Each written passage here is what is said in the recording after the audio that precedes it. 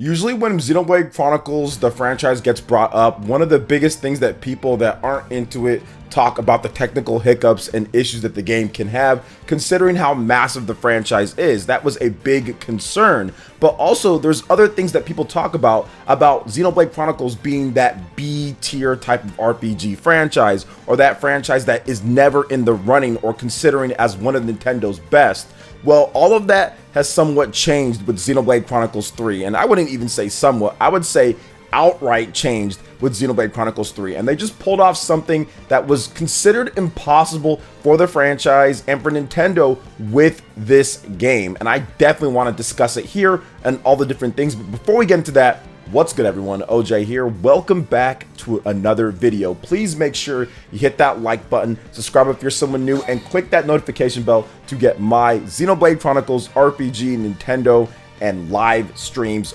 first. So let's go ahead and jump right into it here, guys, with the thing that was probably the most popular thing talked about recently, and that is the Metacritic average scores. But we've got some more details on this that I didn't go into previously. So the 89 average for Xenoblade Chronicles 3 is the highest rated new Nintendo Switch first party release since Fire Emblem Three Houses. So major first party RPGs for Nintendo, the highest one, beating out, of course, Pokemon games coming out and beating out a few other titles. So it's very good to see that Xenoblade Chronicles 3 is now considered that upper echelon, right up there with some of the big RPGs that Nintendo has. I know Pokemon Legends Arceus was a game that had higher review averages than what we normally see or what we saw before with Pokemon Sword and Shield. So this actually upped that and is right up there with Fire Emblem Three Houses, above games like Astral Chain.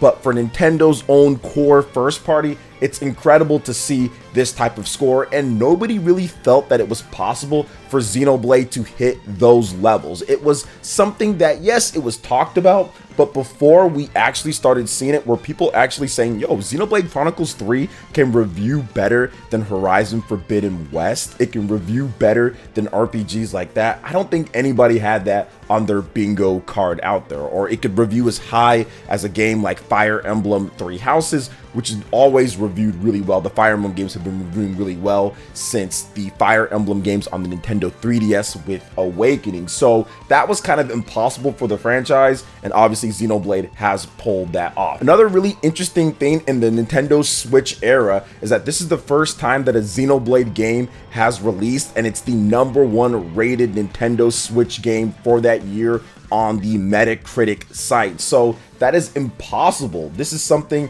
that's never really happened with the franchise. I think the last time that we saw that was the original Xenoblade Chronicles. Heck, even when Xenoblade Chronicles Definitive Edition came out, it came out the same year that Animal Crossing came out. So there was another game that reviewed better than it, and we could still get another game later, but there's never been a time that it would be the #1 rated game. And this is the first time in the Switch era that we've seen that. If you go back to previous Xenoblade Chronicles games, with Xenoblade Chronicles 2, that was a lower rated game compared to this, 82, 83. Also Xenoblade Chronicles X, once again, 82, 83, rated in the lower 80s. Xenoblade Chronicles Torn to the Golden Country, lower rated as well. So all of the newer Xenoblade releases were not as high and did not peak as the #1 rated game for the era that it came out in. But as of right now, yes, Xenoblade Chronicles 3 is the #1 rated Nintendo Switch game of 2022. So very impressive to see that. But I also think when it comes to what it's done,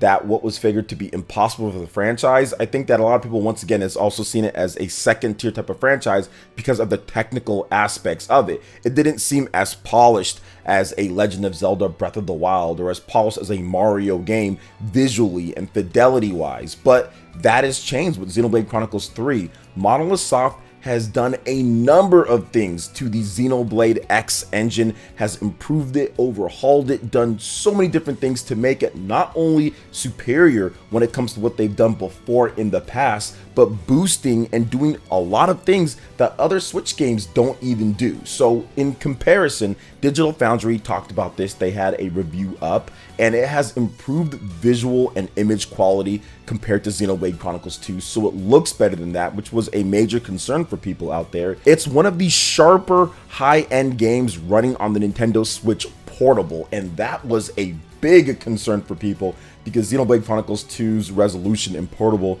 was not very good at all, and it didn't look great for many people. It was distracting, so they've improved that quite a bit. Monolith Soft has implemented better art direction. The view distance and texture work is all improved. The pop-ups are less jarring. It has correct frame pacing. However, it's not 100% perfect. It is 30 frames per second with some dips here and there depending on how much is going on screen, but it's better than what they've done before in the past. Now, the most interesting thing with this title, with this new engine that they have, with this improved quality, is that it has some sort of super resolution built into it. Now, we've talked about the AMD super resolution before. We've talked about DLSS, where essentially you have a lower quality pixel count or image, but you're using some type of AI upscaling to simulate it looking better than what it actually is. And Xenoblade Chronicles 3 has this built into that engine, so it makes the game look to appear to be 1080p docked or around 720p portable, when it's not necessarily that the whole time. It has a dynamic buffer going on. So very, very impressive that they're able to implement that and get it looking as good as it did. Now, this is coming from Digital Foundry that talked about that, and of course it has full 5.1 audio support, which is awesome to see. Some other high-end RPGs on the Nintendo Switch, like Astral Chain, for example, did not support full 5.1 audio, so it's good to see that Xenoblade Chronicles 3 has that in there. So you're seeing a improved technical showcase from Monolith Soft now that they have Takahashi Team 1 working on it, simply working on the Nintendo Switch, focusing all their resources and time on there. This is what they've been able to create, and it's something that's a masterpiece and somewhat impossible if you looked at all the bashing and what people were saying about Xenoblade Chronicles 2 and how the franchise just is. People just didn't expect it to be as good as this is, at least with the ratings as well, considering the type of combat and complexity that it has. I mean, it looks like it's crazy, right? But no, people definitely understood, and I think that the tutorial and what Monolith Soft has been able to do over the years, the accumulation of adding all of their experience, they've been able to put that into explaining the battle system better than they ever have. I felt that they really kind of clicked and got it with Xenoblade Chronicles 2 Torn of the Golden Country, because that has a phenomenal tutorial and it tells you exactly how to play the game, and it simplifies things down to the basics, then lets you kind of pick up with all the advanced techniques and strategy, which just creates a supreme gameplay experience in my opinion. And it seems like that's what they've done here with this game, but Monolith Soft was able to add even more and more layers to it, so very happy about that. Now, when it comes to the sales side of things, it looks like this game is going to do far better than what people felt the Xenoblade ceiling would be, which would be about 2 million units with Xenoblade Chronicles 2. Now you have 100 million install base plus, but you have this game charting #1 on Amazon Japan and #1 on many different areas for Amazon. Now, it does seem like there is a glitch a little bit in the system with Xenoblade Chronicles 3 here in the US, because it's not showing up on the pre-ordered pages, and I know for a fact that the game is being pre-ordered quite a bit on Amazon here in the US, so there definitely seems to be an issue, but I would guess it would absolutely be in the top 5 or so in the US when it comes to it. And I feel that also the Xenoblade Chronicles Special Edition was so highly sought after. Obviously, people were really wanting that. So I think that the game's sales are going to be extremely good and better than what people felt that it could be. It'd be impossible for the franchise if you said that this franchise could sell 4 million or 5 million. People would say there's no way. But now I think with these review scores, in addition to the game being what it is, I think that it very much has a chance to hit that sales threshold that nobody thought could happen, that could be figured as impossible when it comes to the Xenoblade franchise, because we've had multiple games and no franchise has ever done more than 3 million. But based off of how Xenoblade Chronicles 2 finished off, how it finished strong, and people getting hyped and ready for it. Xenoblade Chronicles 3 has more pre-orders across the world when it comes to the pre-orders, especially in Japan. We know 100% about that. So we know about those pre-orders, and we know that the game is going to do extremely well when it comes to the fan reception. People are already loving what they've seen from the game. So I do see Xenoblade Chronicles 3 selling far better than what Xenoblade Chronicles 1, 2, X has done. Heck, it might outsell all of them combined at the end of the day. So very happy to see that. So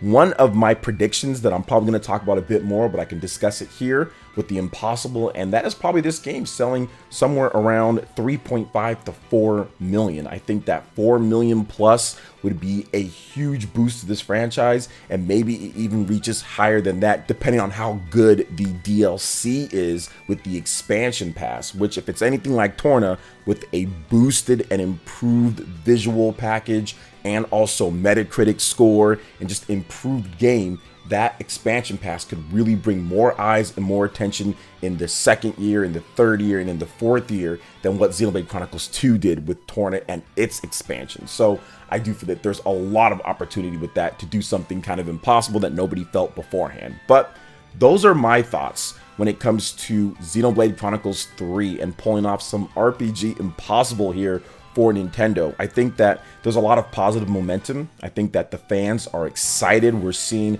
a lot of excitement around the review scores because that helps. I talked about that quite a bit, and we're seeing excitement around the franchise, and Nintendo was pushing this game like crazy, and I now think that we all know why. Like, there was still a lot of Nintendo fans when Nintendo was showing its own direct for Xenoblade Chronicles 3, and when they were constantly talking about it and having trailers, people were wondering, why are they pushing this so much? It's just Xenoblade, you know, it's not anything super crazy. They're making it seem as if it's like the greatest game ever or the greatest RPG, but now we're looking at why that was being done. The game is this incredible. It is worth talking about it this much. So I feel that this is going to have a very good lasting impression on gamers out there. So what are your thoughts when it comes to Xenoblade Chronicles 3, the reviews, the sales so far beforehand, the tech specs that's been improved, the impossible things that this game is doing that we didn't think the Xenoblade franchise could do, or very few thought?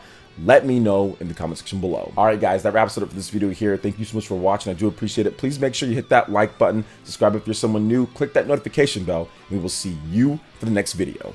Peace.